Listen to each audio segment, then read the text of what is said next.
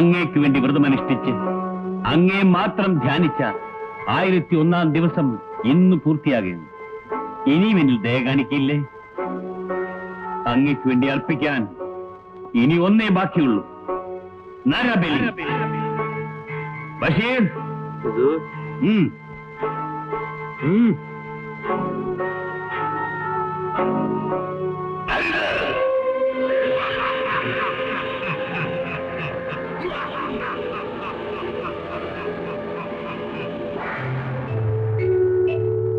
ഇവരെ വിട്ടയക്കൂ.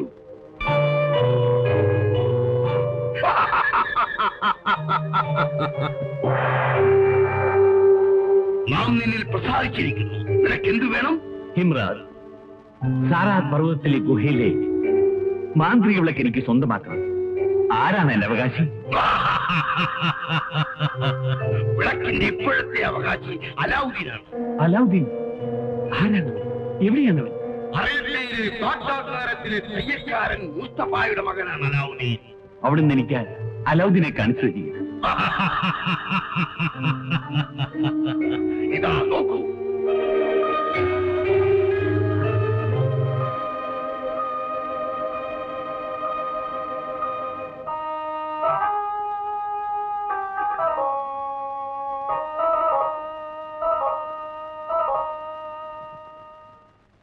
എടാ മോനെ, എടാ അലാവുദ്ദീനെ, സുബഹ് ബാങ്ക് കൊടുത്തിട്ട് നേരെ എത്രയാന്നറിയാമോ? നിന്നെ പോലുള്ള ചെറുപ്പക്കാർ പള്ളിയിൽ പോയി നിസ്കാരം കഴിഞ്ഞ് മടങ്ങിയെത്തി. നീ മാത്രം കിടന്ന് ഇങ്ങനെ ഒരു ഉറക്കം. എഴുതാ, പഠിക്കാനോ പോവില്ല, പഠിച്ചോനെയും പേടിയില്ല. നീ തിരിഞ്ഞു നോക്കാത്തത് കൊണ്ട് ഒരു തുന്നക്കട ഉണ്ടായിരുന്നത് കടക്കാര് കൊണ്ടുപോയി. ഇപ്പൊ തുന്നക്കാരൻ മുസ്തഫാന്റെ മോൻ എന്ന പേര് മാത്രം ബാക്കിയുണ്ട്. നീ ഇങ്ങനെ ഉത്തരവാദിത്വം ഇല്ലാത്തവനായി പോയാൽ നമ്മൾ എങ്ങനെ ജീവിക്കടാ? ഓ, വലിയ ശല്യമായില്ലേ ഉമ്മയുടെ കാര്യം. ഉമ്മ ഒന്ന് പോയിക്കേ, ഞാൻ ഒന്ന് ഉറങ്ങട്ടെ. അല്ല, എന്റെ മോന്റെ കാര്യം നിന്നെ ഏൽപ്പിക്കുന്നു. ആ, ഏൽപ്പിച്ചല്ലോ, ഇനി അല്ല നോക്കിയോളും. ഉമ്മ പോയിക്കേ. നിന്നോട് ഞാൻ എന്ത് പറയാനാ? നിന്റെ ഇഷ്ടം പോലെ ജീവിക്കേ.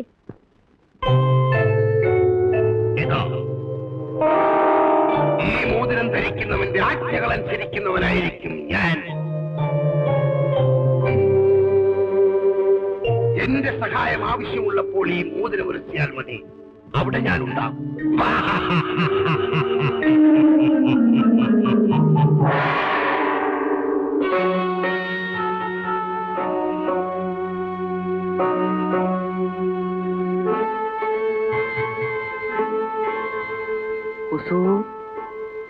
അടിയനൊരു സംശയം. നമ്മളെ എന്ന് വിളിച്ച അലാവുദ്ദീൻ നമ്മുടെ കൂടെ വരുമോ? എന്റെ ഈ കൊച്ചു തലയ്ക്കകത്ത് തോന്നുന്നത് അലാവുദ്ദീനെ അവന്റെ ഉമ്മ നമ്മുടെ കൂടെ അയക്കില്ലെന്നാണ്. എന്തിനയക്കണം? നമ്മളാണെങ്കിൽ ഒരു പരിചയമില്ലാത്ത ഒരാളുടെ കൂടെ നമ്മുടെ മക്കളെ അയക്കുമോ? അയക്കില്ല. ബഷീർ, നീ പുറത്തു പോകൂ. ഹുസൂർ,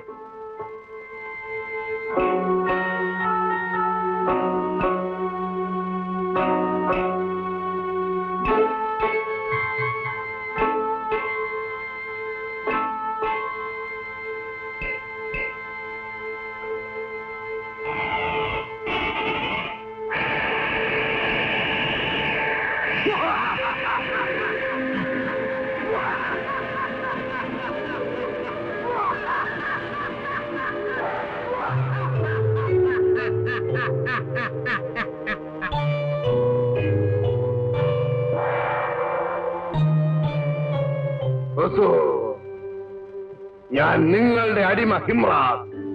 ഹിംറാദ്, അലാവുദ്ദീനെ അപരിചിതനായ ഞാൻ ചെന്ന് വിളിച്ചാൽ അവൻ എന്റെ കൂടെ വരികയില്ലെന്നാണ് എന്റെ വിശ്വാസം. ഞാൻ എന്ത് ചെയ്യണം? അലാവുദ്ദീന്റെ വാപ്പയുടെ അനുജൻ അബ്ദുള്ള, അയാൾ കപ്പലപകടത്തിൽ മരിച്ചു എന്നാണ് അലാവുദ്ദീന്റെ ഉമ്മയുടെ അറിവ്. അങ്ങ് അയാളുടെ വേഷത്തിൽ പോകുക. ശരി, ഹിംറാദിന് പോകാം.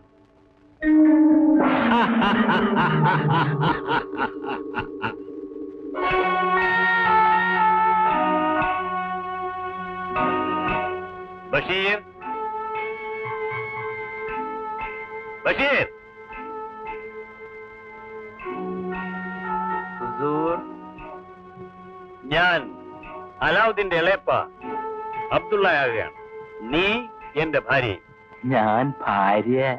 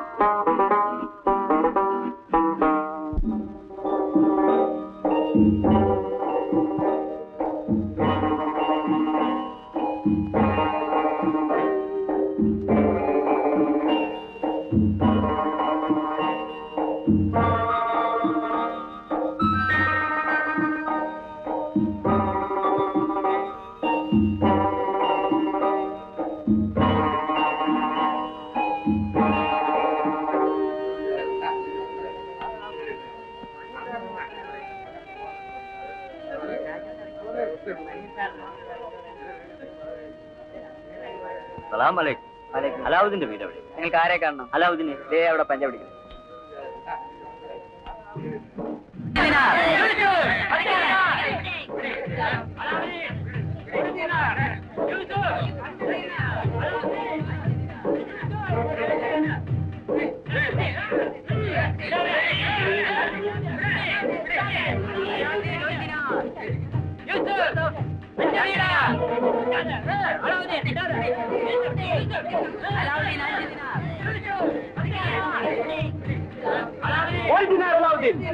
യൂസഫ് 2 ദിനാർ. 5 ദിനാർ അലാവുദ്ദീൻ. അലാവുദ്ദീൻ 1 ദിനാർ.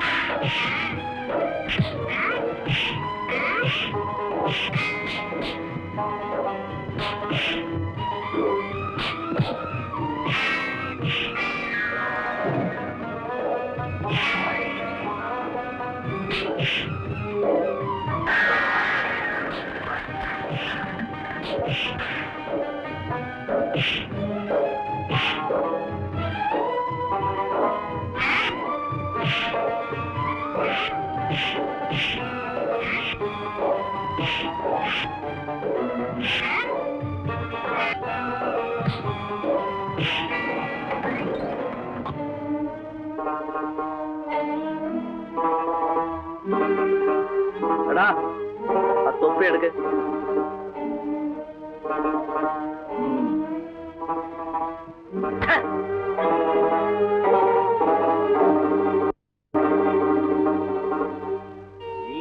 അലാവുദ്ദീൻ അല്ലേ? അതെ. മോനെ, നിങ്ങൾ ആരാ? നിനക്കെന്നെ മനസ്സിലാവില്ല. ഞാൻ നിന്റെ ഇളാപ്പയാണ്, നിന്റെ വാപ്പയുടെ അനുജൻ. അല്ലോ, നിങ്ങൾ മരിച്ചുപോയല്ലോ. ഇല്ല മോനെ, ഞാൻ മരിച്ചുപോയി എന്നാണ് എല്ലാരും വിശ്വസിച്ചിരിക്കുന്നത്. മരിച്ചുപോയില്ലേ? ഇതാണ് നിന്റെ ഇളാമ്മ. മറുവിളയാപ്പ, നമുക്ക് വീട്ടിലേക്ക് പോവാം.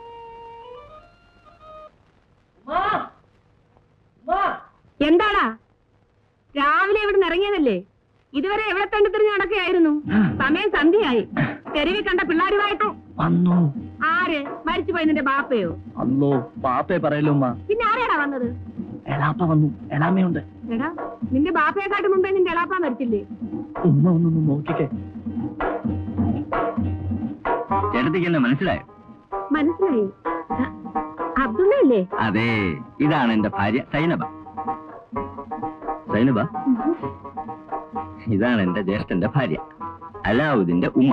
ഇതിനെ പ്രസവിച്ച് കിടന്നപ്പോഴല്ലേ അബ്ദുള്ള ഇവിടുന്ന് പോയത്? എവിടെയോ കച്ചവടത്തിന് പോയി കപ്പൽ മുങ്ങി മരിച്ചുപോയി എന്നാ കേട്ടത്. മരിച്ചില്ല. മരിച്ചോ? ഇല്ല, കപ്പൽ മുങ്ങിയത് ശരിയാണ്, പക്ഷെ ഞാൻ മരിച്ചില്ല.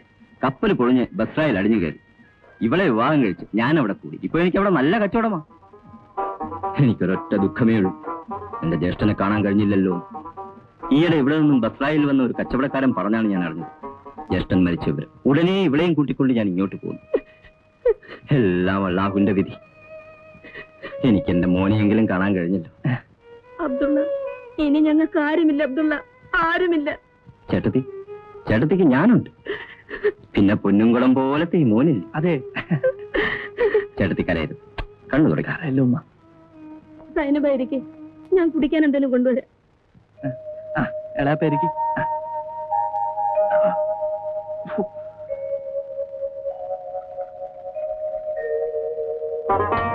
ഇതൊക്കെ സ്വർണ്ണമാണോ? ഇതോ? അതെ അതെ അതെ, എനിക്ക് ഉമ്മയ്ക്ക് ഇതുപോലെ ഒന്നുമില്ല. എല്ലാം ഞാൻ വാങ്ങിത്തരാം. ഒരു സ്വയം കൊണ്ടുവരാൻ മോനെ, സർബത്ത് കുടിക്കും.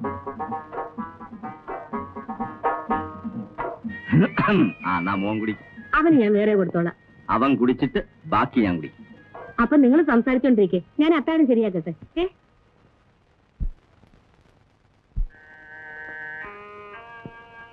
അല്ലോ, അങ്ങനെ വേദനിക്കണോ ഉമ്മ?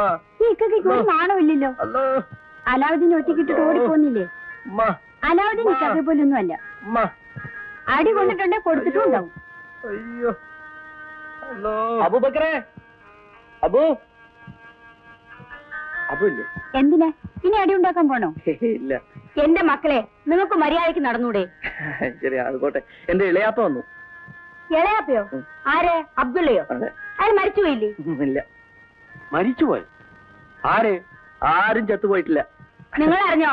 അലാവുദ്ദീന്റെ ഇളയാപ്പ വന്നിരിക്കുന്നു. എളാപ്പയോ? മരിച്ചുപോയി അബ്ദുള്ള? മരിച്ചുപോയിട്ടില്ല. ഞാൻ ഇളയാപ്പയോട് തന്നെ ചോദിച്ചു. വലിയ പണക്കാരനായിട്ട് തിരിച്ചു വന്നിരിക്കുക. നീ എന്തൊക്കെയാ മോനെ ഈ പറയണത്? ഇതൊക്കെ കൊണ്ടുവന്നത് എളാപ്പയാ. എളാമയുണ്ട്. അള്ളാഹുവിന്റെ ഒരേ കുതിരത്ത്.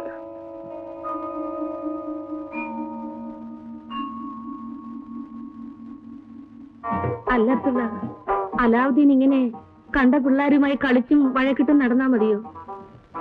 അവന്റെ ബാപ്പയുണ്ടായിരുന്നെങ്കിൽ അവനെ ഏതെങ്കിലും ഒരു വഴിക്കാക്കുമായിരുന്നു. ചേട്ടത്തി വിഷമിക്കണ്ട, എനിക്ക് ബസ്രായി നല്ല കച്ചവടമല്ലേ. ഞാൻ ഇവനെ അവിടെ കൊണ്ടുപോയി കച്ചവടം പഠിപ്പിക്കും. എന്നിട്ട് ഇവിടെ കൊണ്ടുവന്ന് ഒരു നല്ല കടയിട്ട് കൊടുക്കും. ഇവന് വേണ്ടി എത്ര പണം വേണമെങ്കിലും ഞാൻ മുടക്കും. അതല്ല, ചേട്ടത്തിക്ക് ഇവനെ പിരിഞ്ഞിരിക്കാൻ വിഷമമാണെങ്കിൽ ഞാൻ കൊണ്ടുപോകുന്നില്ല. എനിക്കൊരു വിഷമവുമില്ല. അള്ളാഹുവിന്റെ കൃപ കൊണ്ട് എന്റെ മോൻ നന്നായി കണ്ടാ മതി. എവിടെ വേണമെങ്കിലും കൊണ്ടുപോയിക്കുള്ളൂ. ഞാൻ ഇവനെ കൊണ്ടുപോയാൽ ഒരു രാജകുമാരനായിട്ട് തിരിച്ചു കൊണ്ടുവരും. ഞാൻ ഇളയാപ്പയോട് പോട്ടെ. പോകാം മോനെ, പോകാം. ഒരുങ്ങിക്കോ, നാളെ രാവിലെ നമുക്ക് പോണം.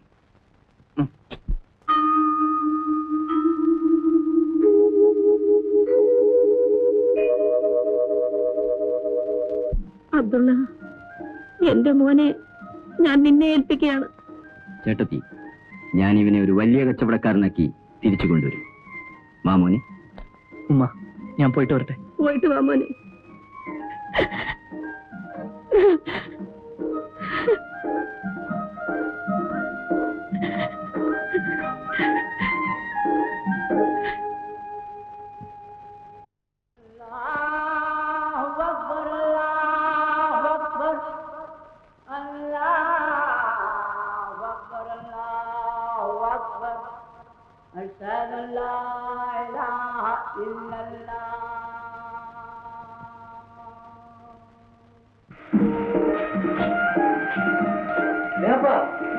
ബസ്രായിലേക്ക് പോകാന്നല്ലേ പറഞ്ഞത്? പിന്നെ ഇവിടെ എങ്ങനെ വന്നത്? അതെ മോൻ, അതിനു മുമ്പ് നമുക്കൊരു കാര്യം സാധിക്കും. മോൻ അത് കണ്ടോ? അതൊരു ഗുഹയാണ്. ആ ഗുഹയ്ക്കകത്ത് ഒരു നിധിയുണ്ട്. നമുക്കത് എടുക്കണം. പൊന്നാണോ ഇളയാപ്പ? ഒരു വിളക്ക്. മോനത് എടുത്താ നമുക്ക് ഇഷ്ടം പോലെ പൊന്നുണ്ടാക്കാം.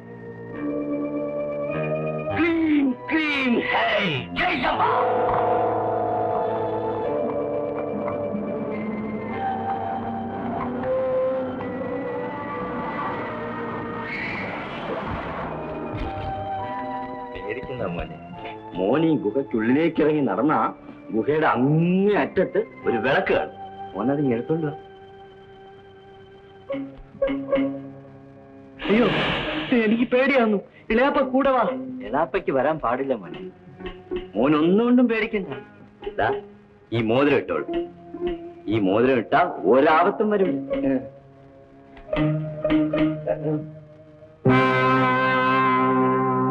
ഞാൻ പോവില്ല.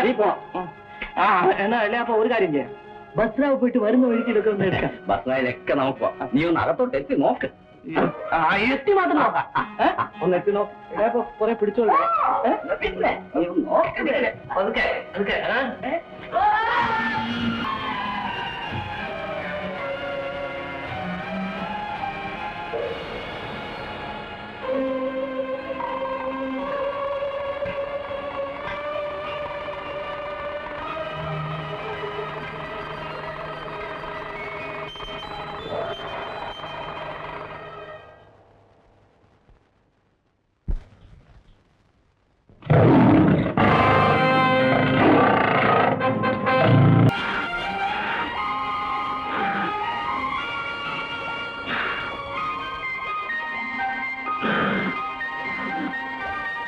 ശബ്ദാധിപനാഥത്തിന്റെ വംശപരമ്പരയിൽപ്പെട്ട തുന്നൽക്കാരൻ ആലിയുടെ മകൻ, തുന്നൽക്കാരൻ മുസ്തഫായുടെ മകൻ അലാവുദ്ദീൻ, ഈ അത്ഭുത വിളക്ക് നിനക്ക് അവകാശപ്പെട്ടതാണ്. നീ ഒരിക്കലും ഇത് നഷ്ടപ്പെടുത്തരുത്. ഇത് സൂക്ഷിക്കുന്നവൻ ലോകത്തിലെ ഏറ്റവും വലിയ ഭാഗ്യവാനായിരിക്കും. പുറത്തു നിൽക്കുന്നത് നിന്റെ എളാപ്പയല്ല, ഒരു ദുർമന്ത്രവാദിയാണ്. ഈ വിളക്ക് നീ അവന് കൊടുക്കരുത്. കൊടുത്താൽ ജീവനാശവും വംശനാശവുമായിരിക്കും ഫലം.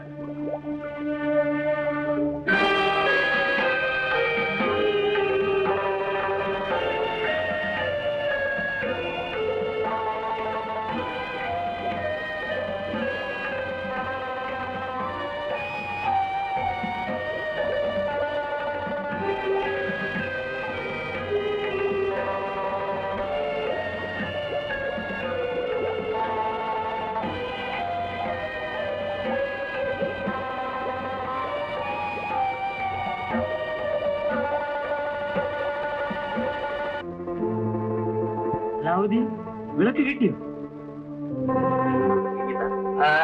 എന്നെ മേളി കയറ്റിയ വിട്. ഇളാപ്പയ്ക്കിതാ? ഇല്ല, ഞാൻ വിളക്ക് തരില്ല.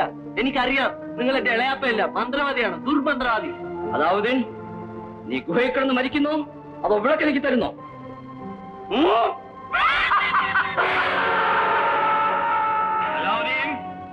അവസാനമായി നിന്നോട് ഞാൻ ചോദിക്കുകയാണ്, നീ വിളക്ക് തരുന്നോ ഇല്ലയോ? മരിച്ചാലും ശരി, ഞാൻ ഈ വിളക്ക് തരില്ല. നീ എന്നേക്കുമായി ഈ ഗുഹയിൽ കിടന്ന് നശിക്കട്ടെ. നിന്റെ അത്തിയുടെ നുറുങ്ങു പോലും ഇവിടെ നിന്ന് വെളിയിൽ പോവുക. ജയ് ജംബ.